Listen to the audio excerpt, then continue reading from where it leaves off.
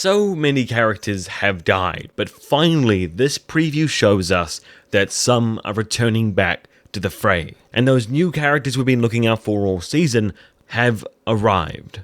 Lagertha, is that you? So we've had about 2 episodes now where Lagertha has kind of just disappeared. We haven't seen what's happened to her, where she's gone, but most of the characters seem to have moved on already. So this episode, they're finally going to bring her back into the story, and in a very different state than she left. So it appears that Judith is the one that actually finds her, and I say finds her because it doesn't seem like she's in the state to be going out searching for people. We see Judith in this kind of hut type thing. It seems like there's a bunch of holes in the wood that kind of have these faded lights coming through it, and an old, maybe like wood witch type person in the background. I'm not really that sure, but it could make sense for Lagertha to try and find some of the pagan person in England. It will be interesting to see what Judith does around finding Lagertha. For one, she could use her as a hostage to make sure that Björn never moves the Viking army against Hvitserk. Other than that, she's not really in any kind of state that she can use as like a political pawn on her own because she's not mentally there. Lagertha has been this really strong character all throughout the series. She's always been very independent and wanting to do things, very ambitious, but now we kind of get this reflection of how she's breaking down in the end of her life, very similar to how Ragnar did after he faced too many failures. And they do follow the Ragnar arc, bringing her down to the very lowest of her entire cognitive ability, critically facing all of her emotions and failures, successes and problems. I hope they also have their ending arc we kind of got with Ragnar, where she comes back into the world with a dream, one last passion, one kind of thing to go out with to form her legacy. Whether that's going to Iceland and living the rest of her life there like I thought, or choosing and bonding with the English people or some religion or something, it doesn't really matter as long as she gets that redemption arc that Ragnar got, so we can have some closure on this fantastic character.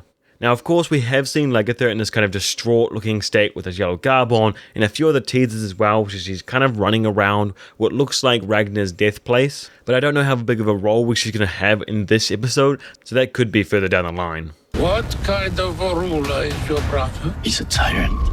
But not only are we going to have Lagertha come back, but we're going to have this new character, King Hemming, introduced. And it seems like that Vikserk's going to make the first impression he has of Ivar very bad.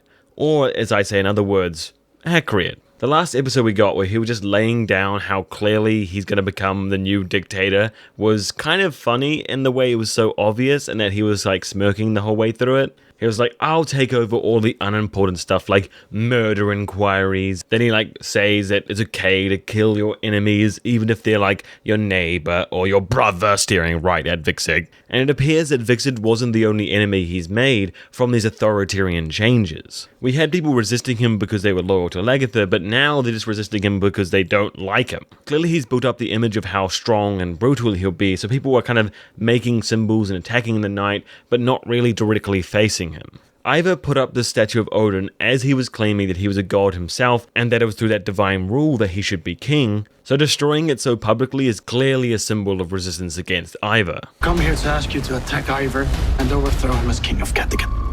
So Ivar kind of sent Vikserk away to try and remove him from Kattegat and make him not a problem, but by doing so he's kind of done the reverse.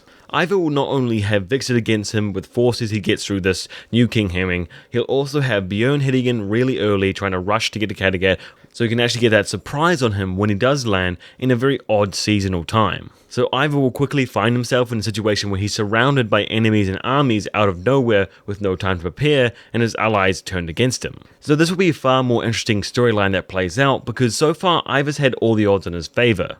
When he was fighting Lagertha and Björn, his armies were way larger, he didn't even need to really fight them. But now that the odds are all against him, he'll have to step up his game and really show us the real clever mind he says he has with actions. Now also the visuals here are really good because we get to see Thora, Vikserk's new love interest, kind of getting howled captured with this blood smear on her face as people getting burned alive in front of her.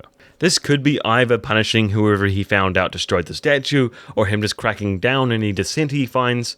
But it clearly shows that she's going to be used as quite a pivotal kind of hostage situation for Vikserk and may actually die, and that really drives Vikserk to go fully one way against Ivar. So I'd love to hear what you guys think about the future of Ivar's storyline. With Harold, Björn and Vikserk and this new King Hemming all with ambitions to take down Ivar, it's going to be really interesting to see how he wiggles out of this and how all these different people with competing interests really work together at all.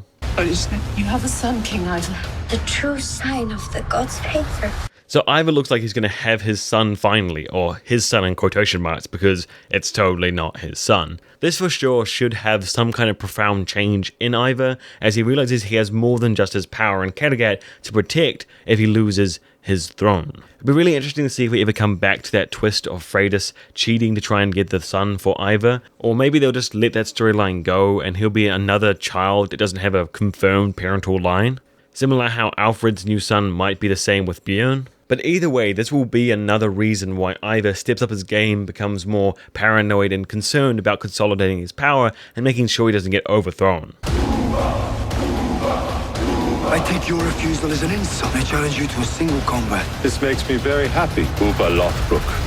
So Ubbe, being a son of Ragnar, still holds a lot of weight in the Viking world, and it seems like these men are really happy to see a powerful and famous warrior show up. Now, I'm not sure that enthusiasm will stay very long if they find out he's baptized and Christian and working for Alfred. But if he can hold his own and kind of prove to them in a very Viking way that he is still very much a very powerful and respectable figure in their world, he might be able to overrule whatever kind of leader they have in charge of their encampment, which seems the way that the Vikings is going.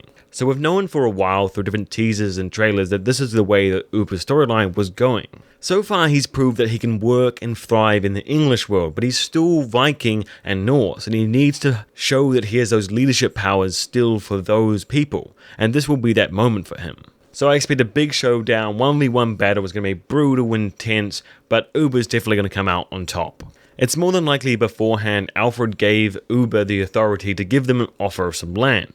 And this is what they refuse, and after Ubbe wins this battle and earns their trust, he'll make them accept the offer and integrate them as a somewhat autonomous but yet peaceful part of English society. And that could really be the first establishment of Danelaw in England. So we have plenty of big things to look forward to in this new Viking seasons, with Lagertha returning, this new character introduced, Vikserk working to overthrow Ivar, and finally this big showdown in Ubbe's storyline. So I want to hear all your thoughts on everything covered there that's going to happen in the next episode, as well as the one we just got, because there was tons of awesome things to dive through there.